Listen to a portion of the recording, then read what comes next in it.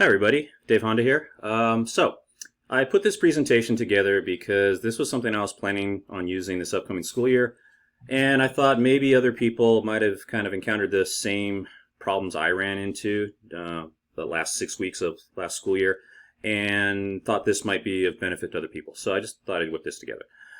So what I'm talking about in this presentation is something called Rocketbook. And it's something I've used previously. I have my own Rocketbook. And so the reason why I thought of this is because the problem I was running into last year was that I was having kids submit pictures of their work, so I could occasionally scan through them and look at their work and see what they were doing. Problem was that basically it amounted to them holding up a piece of paper to the camera, taking a picture, and submitting it to me, which in a lot of cases the picture wasn't clear enough. I couldn't see what was going on. Resolution was horrible. The lighting, I just couldn't make heads or tails of their work. And so for math, just having a type math in is just not a doable thing. So how could I have the kids do this? So I came up with this idea. I took out my old Rocketbook and I thought, could I have kids submit it this way? Now, the other reason I went this route is because, like most teachers, I live by the adage, beg, borrow, steal.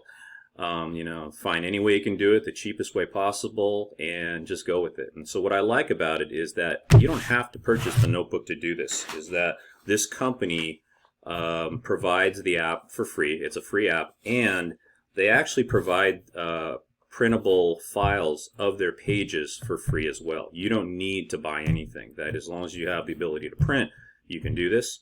And the part I really liked is that they offer a lot of different pages, graph paper, dot paper, lined paper, and you can even modify their paper. You can cut out the pre-existing page and then add in whatever graphic you want. So this could be a blank page, and then you could insert a worksheet that you have in the box here and then print those out, and it'll scan just fine.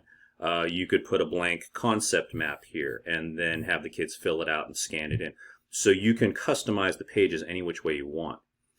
And then another feature which I really like is that once it's initially set up, the app I'm speaking of, is that these little circles down here are 7 different presets that you can set up, or your students can set up, so that when they're checked off and you scan an item in, they will go directly to wherever these locations are that you set up. So for example, what I've got checked off here, this icon I've set up to email it to me directly. The moment I hit send, this is going to shoot me an email of this scan. And then simultaneously, this one is set up to send a copy to a Google Drive that I've set up. So, you could have kids email you work. You could set up a class folder on Google Drive and share it with the kids, and then they could just directly send you their copies. And so I'm kind of playing around with this and seeing, is this a viable option for kids submitting things online? Now down the road, I'm also thinking that once we revisit classrooms again, we're back in live instruction, that possibly this could continue, because I'm imagining that, with COVID, dying down but not completely gone, that shuffling around of papers, the less papers that get handed back and forth, probably the better. And so even though kids would be back in class, having them submit things electronically so papers aren't exchanging hands, just one less contact for the possibility of, transmission of illness. All right, so what I'm going to do is in this tutorial, I'm going to kind of do these different video clips and talk about all the different things I've come across, the advantages, and how a brief, summary of how you might set this up yourself. All right,